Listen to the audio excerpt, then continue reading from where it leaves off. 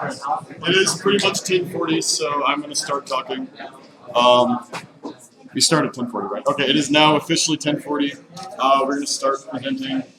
Thank you guys all for coming. Yeah, so today we're talking about software. Presentation is called 5 Ways to Write Better Code. It's by Team 16896. We're Black Forest Robotics. We're from AHS down in Aspen. And a little bit about us. So we're an FTC based out of Aspen, Colorado.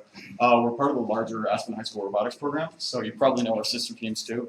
Team 5196, the Rolo Yetis, and Team 15136, Backcountry Robotics. So we competed on both of these teams previous years, and we've had a pretty successful time. And we're actually taking on a rookie number this year. So we added another team in our program. So we have now 3 teams, and we're taking the rookie number. We'll be a team of probably about 4, 5, 6 people as it goes right now. And although we're taking on a rookie team, we're more or less veteran kids who've been at it for a while. I think most of us have done FLL for 5 years, and this will be our 3rd year doing FTC. So we know what we're talking about, hopefully. And yeah, so we've been pretty successful in the past. That's 15136. We were all on 15136. We won Inspire at Western Slope.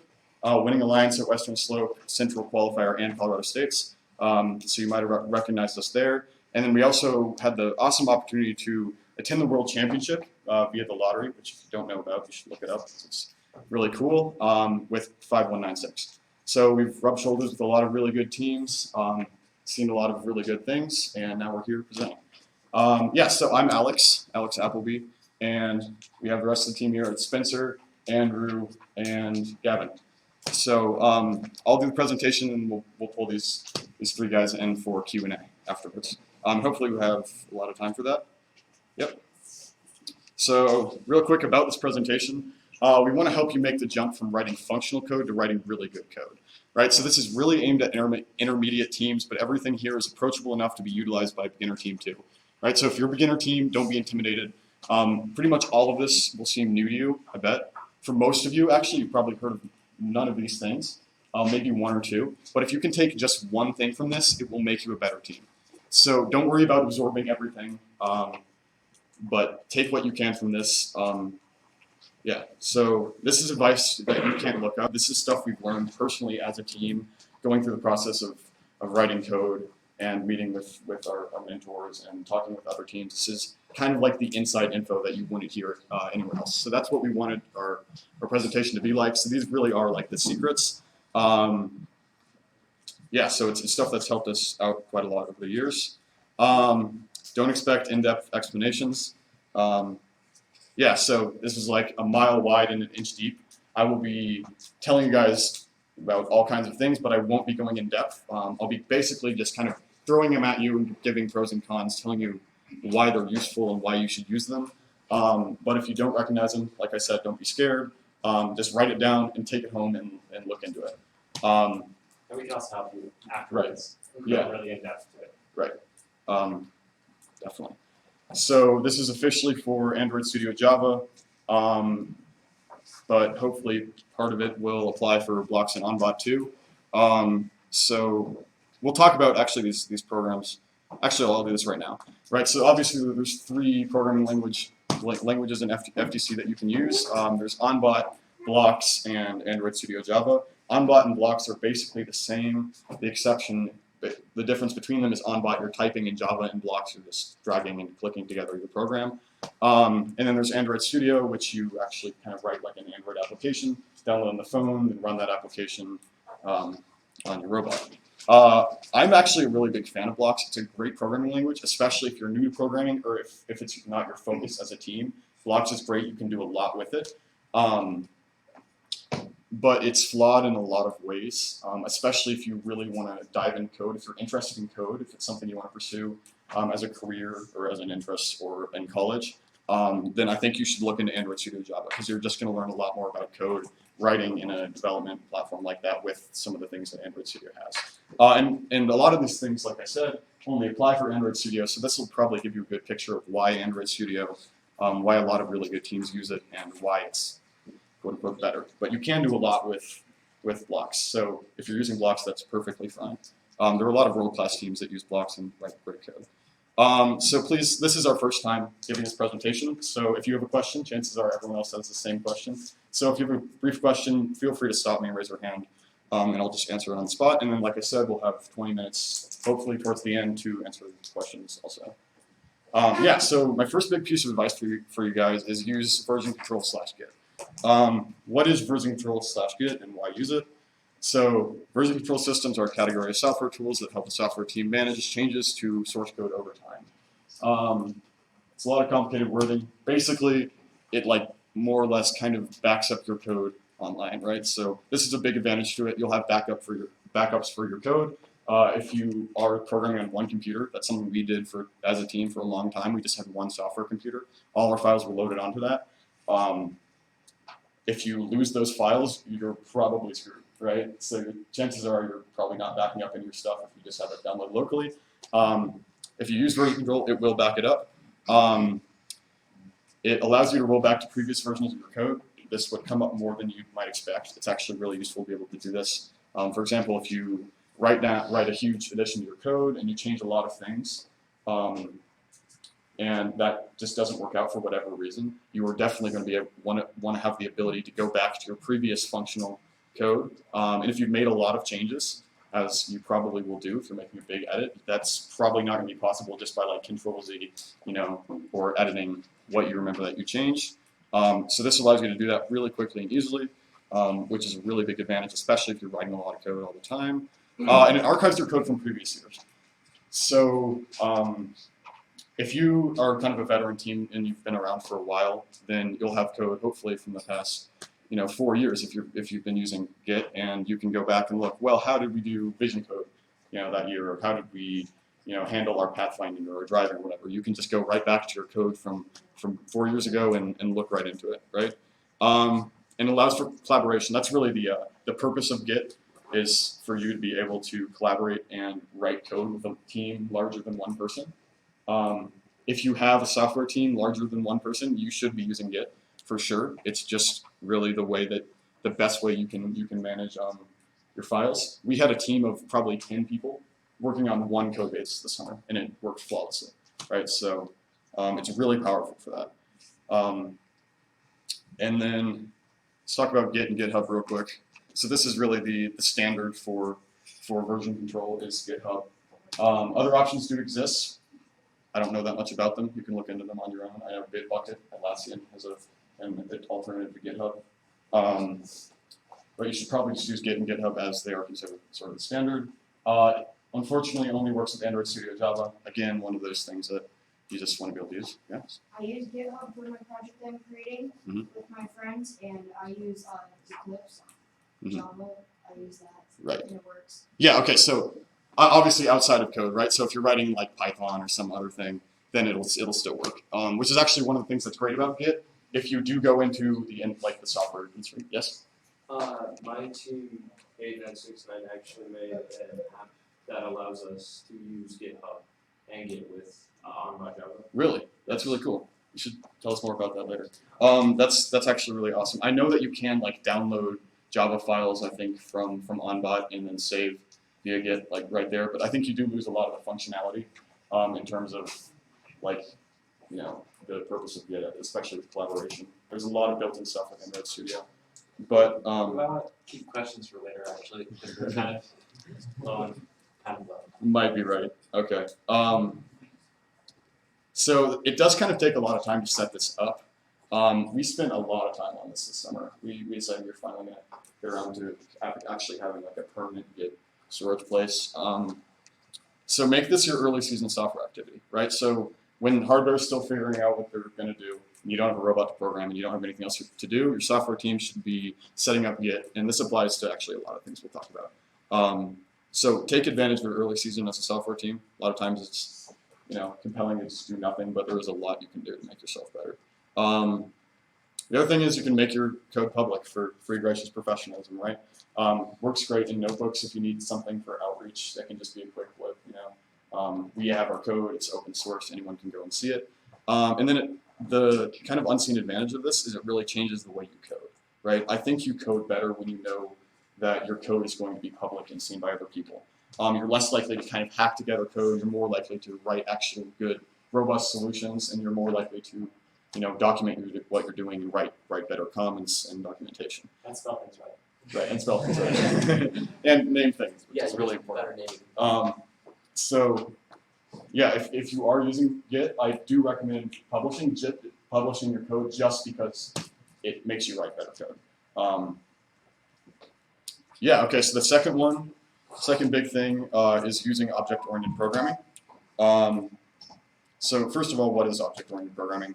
Really big topic. I don't want to get into it too much, but object-oriented programming is a programming paradigm based on the concept of objects which contain data in the form of fields and code in the form of methods.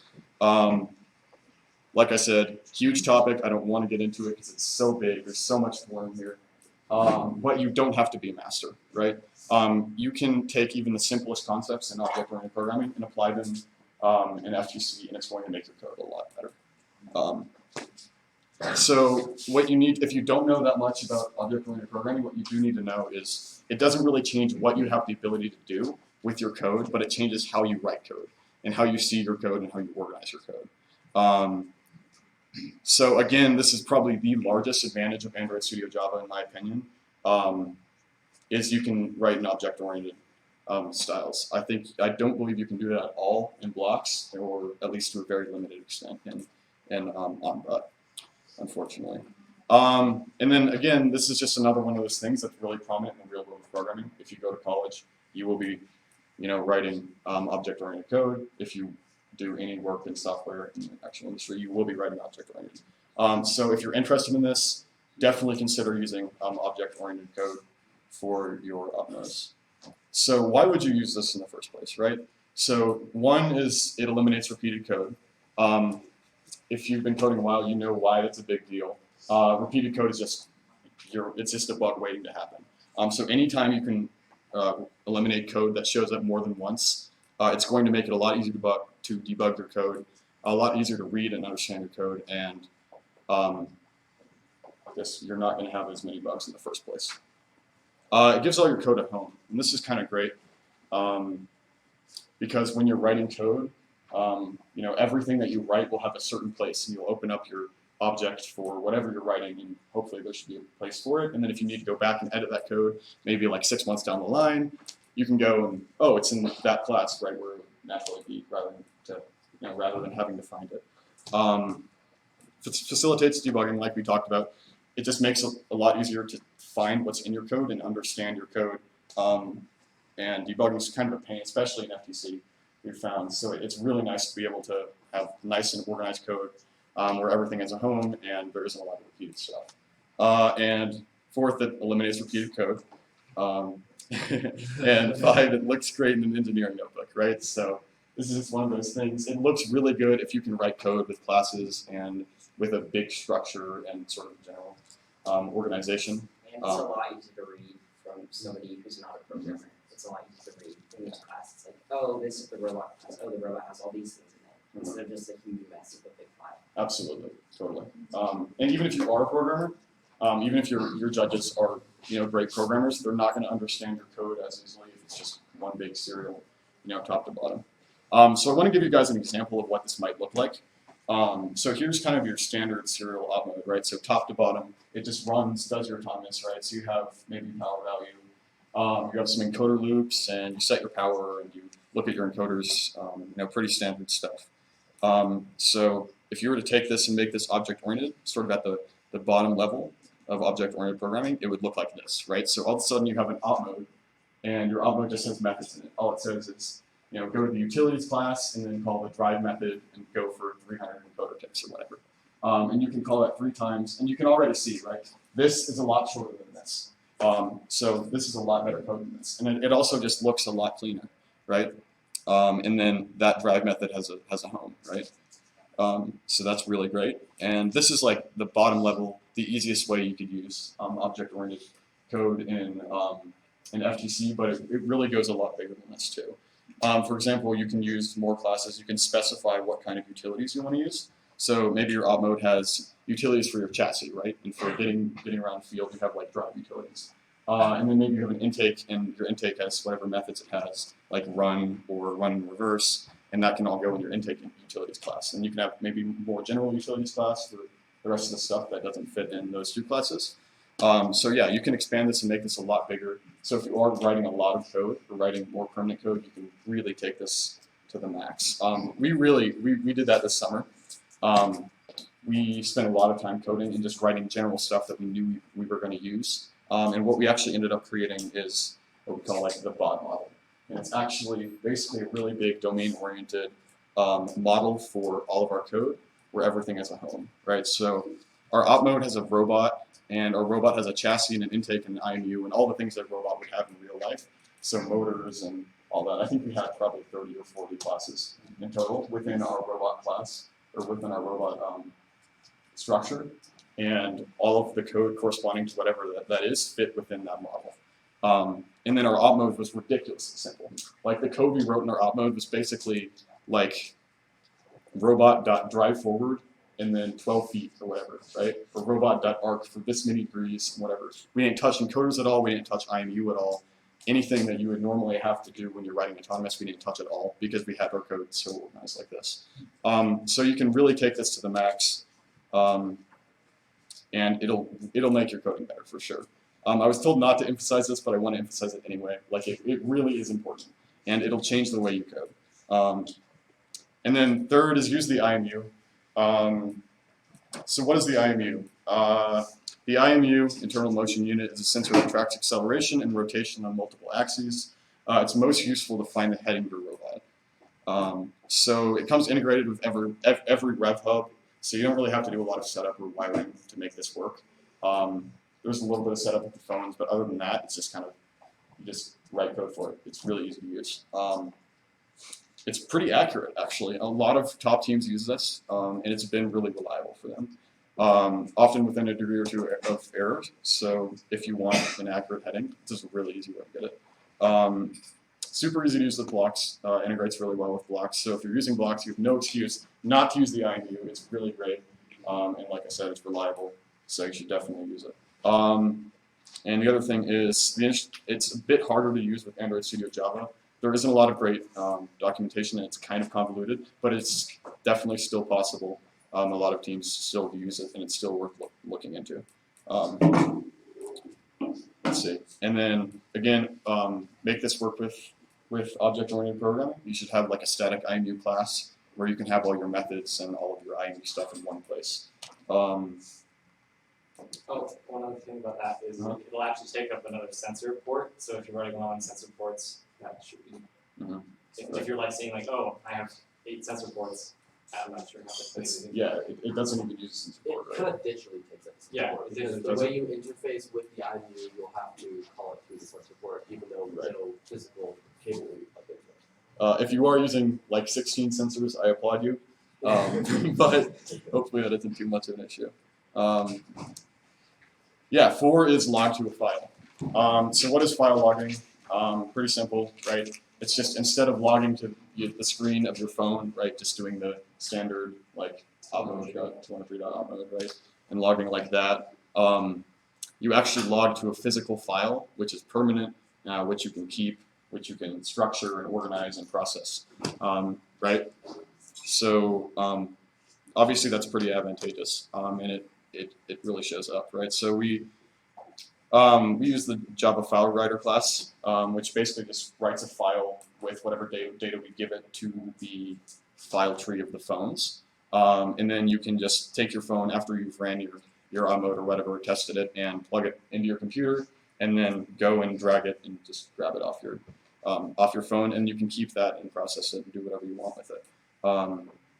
So yeah, you can graph the data, and that's probably the most useful thing about this is you can take a bunch of data, maybe your encoder values over time. You could take like 100 points of your encoder values over the course of your autonomous, and then graph them all, right? Yeah. And so otherwise, you can really only look at like one point, like one data point as it goes on the screen of your phone. So it's really awesome to be able to do that. And you can also use multiple types of files. We usually use CSVs, but I believe you can use like .text files or whatever you feel like you prefer. You can probably make it work. And then this is another one of those things that can be worked on outside of the regular season. So off season, summer, maybe it's spring for you guys, or before, again, before the hardware team actually has something that you can program on. You can be writing CSV code, just make this work with a phone, and have some test data and run it, and it'll spit out an output. And you can do all that testing beforehand when you've got nothing else to do with your software team. And you can reuse it every year, right? It's basically just utility class, and hopefully it's something you can just pass down every year and use it whenever. Yeah, so it's really great. Here's an example of a thing that we've done with this. So here's a graph of motor power over velocity. We wanted to look at how the angular velocity, or I guess the RPMs of the motor varied with the input motor power. And we assumed that for a long time, while we were writing our pathfinding code, that it was just a linear relationship, which it very clearly isn't. So we actually ended up graphing it, getting a bunch of data, then putting it in CSV, and then graphing it, right? And we threw this on Desmos and then added a regression. And then we ended up actually taking this regression and then reincorporating that line into our code so that we could more accurately predict for a given velocity what the motor power would be. So it actually even helps your code, right? So stuff like this is really useful. Stuff like this looks really good in the notebook, obviously, right? If you can say, this is what we did today as a software team, it's I think graphs speak a lot compared to just like, here's our code or here's what we did. Graphs are really great in notebooks, and judges tend to really appreciate them. It's the best way to think about it, basically. If you have an issue where it's like, oh, my robot is driving 10 centimeters versus 20 centimeters, and you want to see like what happened there. Right. Yeah. What else? Yeah, I guess that's about it. And then fifth is know your resources. Know where you can look for help. So here's just a quick list for you guys. The FTC subreddit. If you aren't on the FTC subreddit, get on the FTC subreddit. It's really good. It's pretty active. People there are really knowledgeable. And then on top of that, you're just kind of in tune with what's happening during the season. There are a lot of cool posts, just robot reveals and people with their prototypes. And you'll see a lot there that'll help you out a lot. And then you can also, of course, ask questions, and you will definitely get an answer. I've gotten answers for really weirdly specific things that I would never have thought that anyone else would have had the same issue. But, like, if you go to the subreddit, you will find an answer. Like, the guys there are really great, and it's a pretty large community, too. There's also the Discord. Pretty similar crowd to the subreddit. It's just a bit less, like, temporary, or it's a bit more temporary, less like bloggy, and it's just kind of like people talking all the time. So especially if you just want to make connections and meet people that are also interested in FTC and robots and stuff like that, jump on the Discord. There are always people there. I mean, like, I've been up at like 4 in the morning, and there's like a bunch of people talking on the Discord all the time. So, very, very lively community. Really cool people, and also extremely knowledgeable. Yeah. This Discord is the more general one. I think you can find it on the FTC subreddit. So if you look on the subreddit, there should be like a sidebar that says, join our FTC Discord. So this is for the entirety of FTC. And then later on, I also have the Colorado FIRST Discord, right, which is the new one. And I don't know about this one. It's relatively new, and we don't have a lot set up yet, but it'll get there. Apparently, for the Colorado FIRST Discord, I think you can just ask someone who's already in it, which is a lot of people. I'm in it. Any of our team's in it. If you talk to Data Force or Alpha Creek, any of them should be in it. And then I think they can just shoot you a link. Yeah, so Discord, what else? There's the FIRST forums, of course, as they discussed. It isn't quite as active as it used to be, especially compared to the subreddit. So most of the posts you go there, that you'll see there that are important, are just official rule changes, stuff coming directly from FIRST. So it's still good to be in tune with this, and it's still another place that you can ask for help if you don't go to the other two. Then Chief Delphi is really FRC specific. There is a little bit of FTC content on there, but not that much. But I still think it's worth having a look at because it is, again, a very active community, and I think there's a lot more that you can take from FRC than people tend to, believe. So I think it's good for FTC people to be in tune with what's happening with FRC, because a lot of that stuff applies to what we do here too. And then finally, like I said, Colorado FIRST Discord, get on there.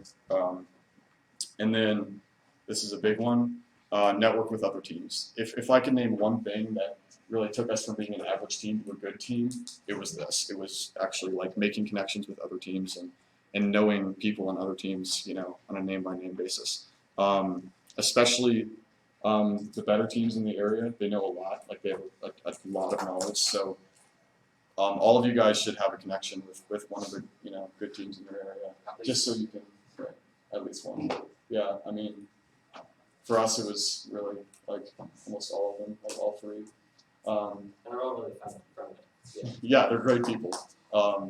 So yeah, I mean, all of FTC is great people. So do your best to make connections, and I mean that's kind of a big deal for us. Like we actually have a social strategy for competitions where we go, and you know our goal is to basically know a name on every team by lunch, right? So it's something that enough teams don't really take advantage of.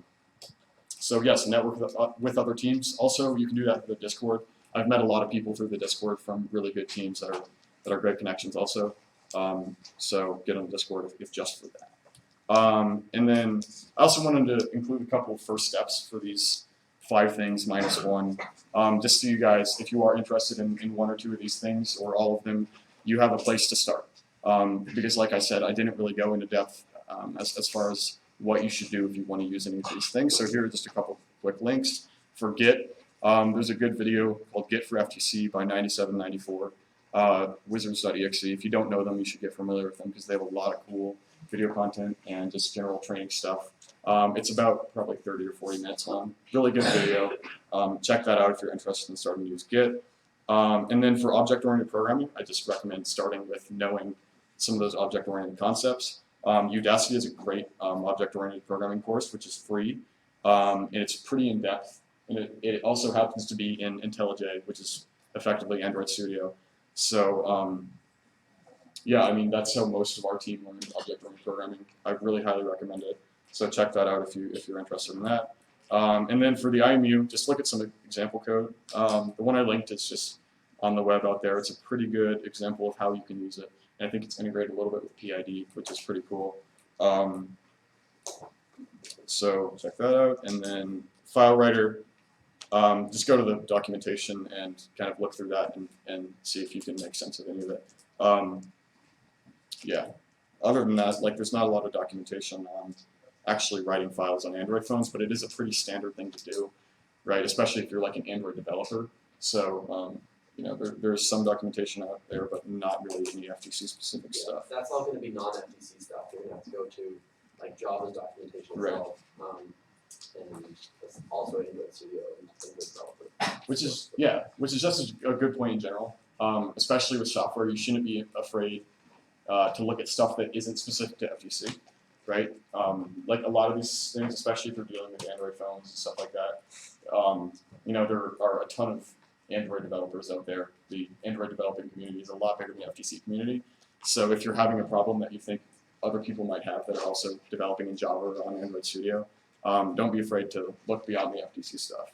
Also, 2 other resources are the Roadrunner kind of library of things, which is kind of like a basis for like the driving, kind of all that stuff and autonomous, as well as our code we have.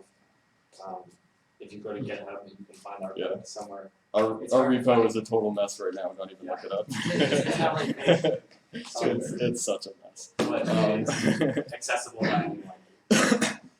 Yeah, so like I said, we recommend you make the code public. Our code is public, although not really documented at all. So hard to look at, but you know, it does change the way you code a lot. So all right, we're gonna go and do a Q&A. So yes, start with you. Yeah, I think there is. I'm not the best person to ask. Ask someone in a bright orange shirt, probably. But yeah, apparently this is all being posted. I'm being filmed right now, so it should be video too. We have our own camera in the back, and then the slides should also be posted. Yeah. They said at that meeting we just not all of the slideshows on the workshops today or in the first ones. Okay, so yeah, the Colorado FIRST website. Yeah. Also, a lot of our, just credit where credit, we learned a lot of this from Black Diamond. Hey. So if you want to, we could kind of like break up if there's a lot of questions. If you could just talk individually with us, Yeah. as well as you guys. Yeah, that's another thing actually. Come talk to us afterwards if you have questions or if you just want to talk about something specifically. We don't bite. We're nice people, I promise. We have name tags on, so you don't have an excuse not to talk to us because you know our names. So yeah, talk to us. Any of the four of us, as well as any of the other people from AHS Robotics, also know a good deal about our code. Yes. So I come from C++ and C# programming background. Mhm. So I just want to know what types of libraries do you recommend reading code for? Yeah, I mean, basically what he said actually. If you are interested in using libraries, there's probably three big ones. There's Roadrunner, which is basically all about pathfinding and like autonomous navigation, stuff like that. Then there's OpenCV/DogeCV, which is for vision code if you want to write your own custom vision code, as well as Sorry, I just have another question. Is there some sort of library or function within Java that we can use as sort of like, as we can use as a substitute pointer? Because that would save a lot of time. like I'm not really sure, honestly. I'm not that familiar with C++. You should probably ask someone who's more knowledgeable than me, honestly. I don't really know. Yes, thank you. He's a CS major. Ask him. So I kind of did the reverse. I programmed in Java and then C++ recently. And for Java, there really isn't going to be the equivalent of the C++ pointer. I think Java is going to kind of do all of the memory allocations behind the scenes. So I'm not sure if you can actually like dig into the guts of Java and say, okay, here's how much you do this like in C++, but it's going to be different. All right, thank you.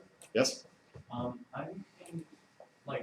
in a similar situation to him. I have a lot of experience with Arduino and that kind of family of stuff, and I'm pretty new to Java. And so I just want to clear something up about the object-oriented programming.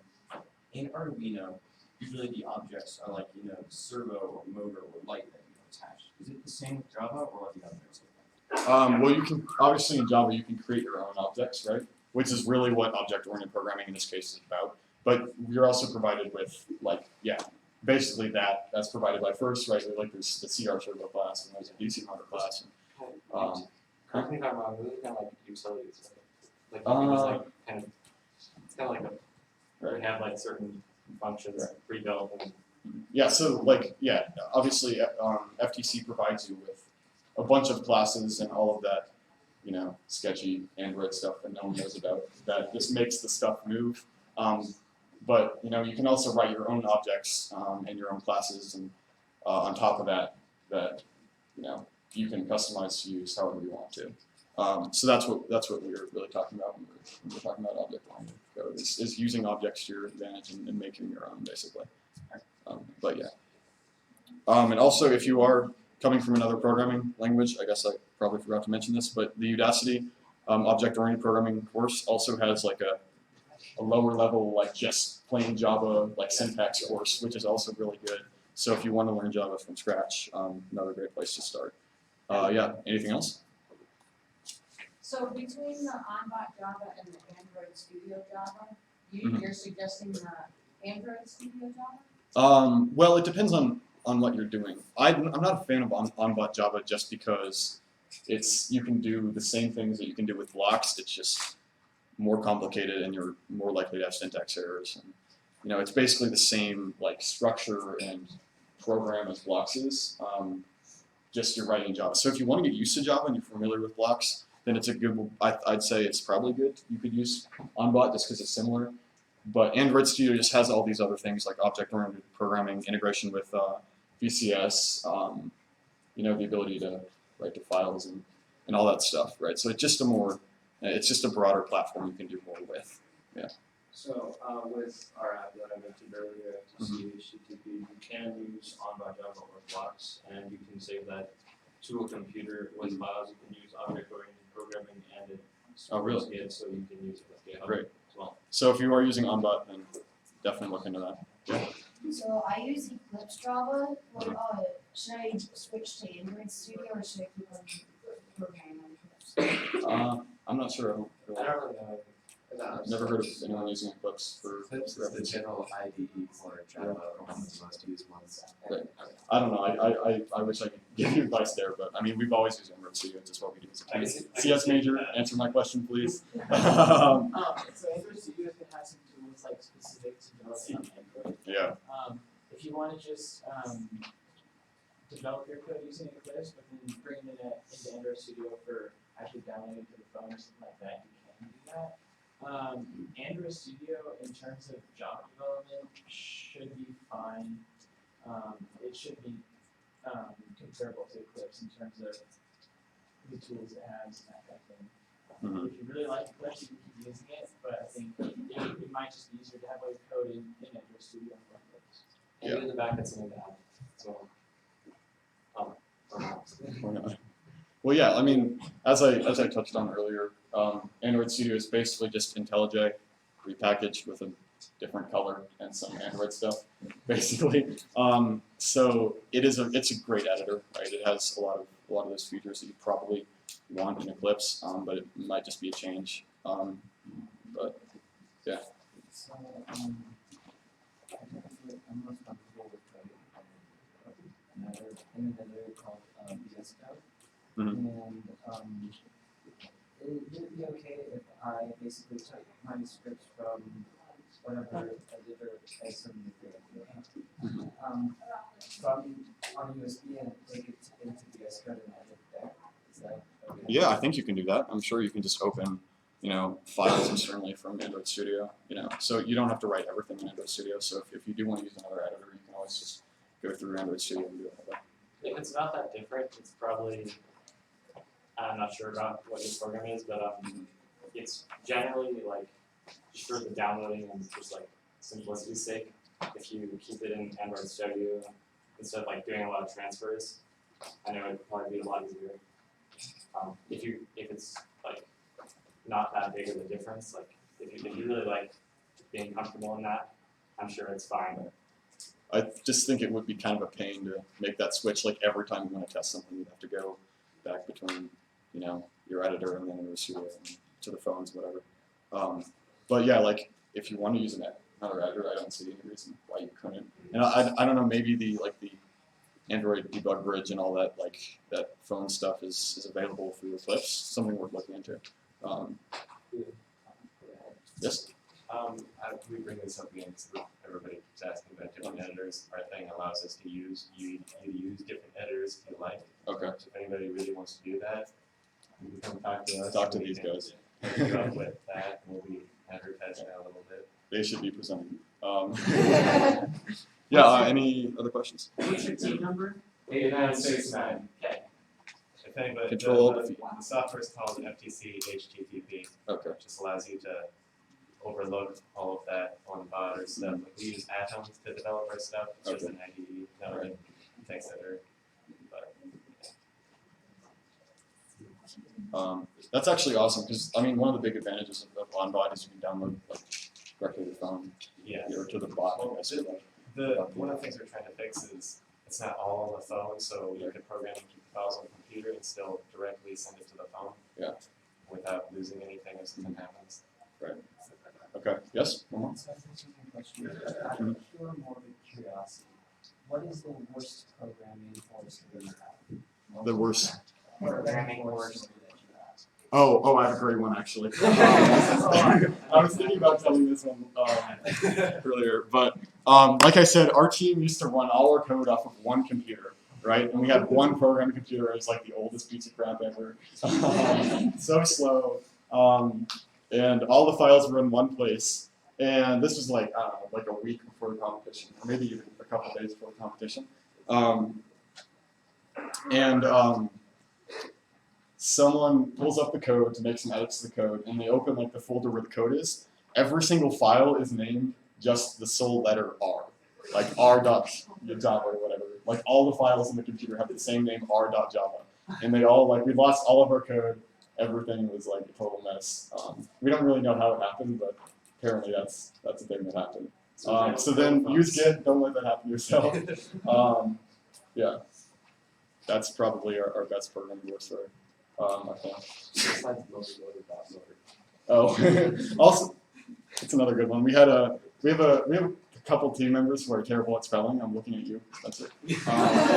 So they use like really weird spelling conventions all the time, or like naming conventions rather than standard naming conventions. And we get like just the weirdest lines of code where you have like motor.motor equals get motor set motor with the name motor, you know. Yeah, so it was just disastrous for a while. Our code was really messy. So honestly, maybe 0.6 for this is use good naming conventions. It sounds like a simple point, but it really, if you're using Java, it'll really save It'll also help a lot with judging the notebook. Yeah, they'll actually really understand. Like what he just said, that doesn't make any sense to anything, but to the one program that made it, it makes sense. That's Right. it. So if you use those naming conventions, then it'll be infinitely easier to actually understand. You can write less pseudocode afterwards. Yes, that's it. I've heard about problems downloading from Android Studios to phone. Is that a problem? No, we've had it work perfectly fine. I mean, a few version errors where some people, because we were passing around the same pair of phones, and a few people were like behind on their updates, which that's easily fixable, but that would just like basically create it so that the config is wiped, and then you redo that. So it's not difficult, but as long as you keep your Android Studio updated. you know, but if you are transferring over to Android Studio or another platform, you're just going to have to expect to have to deal with stuff like that. It's just kind of natural. It's how it is. So if you do transfer over, do expect to run into weird errors and have to spend hours like with a headache, you know, trying to figure things out. But still, definitely worth it. Yeah. If you do end up wanting to use blocks or on-bot Java, you can connect it through Wi-Fi instead, but it'll sometimes run into the same issues. Right. Yeah. Exactly. So that's definitely one of the advantages of OnBot and blocks is you get that really quick download and you don't have to deal with the cords and all that. So, right. Some of our errors have been chords a lot of the time, so if you have those errors, go to the next remover. Yeah, that's true. If you are getting weird errors, it's always a good idea to look at your wiring. That's a really big source of just like stuff going wrong. Yeah, so head over to the other room, I guess. Yeah, anything else? I think we're pretty much out. Are we pretty much out of time? How long been? For? I don't know. Yeah, it's like 41, 43 minutes. All right. All right. I guess that's all. No, I was stressed. there will be a quiz. Anyone? Yes, please come talk to us after. Come talk to them after, apparently. Yeah, come talk to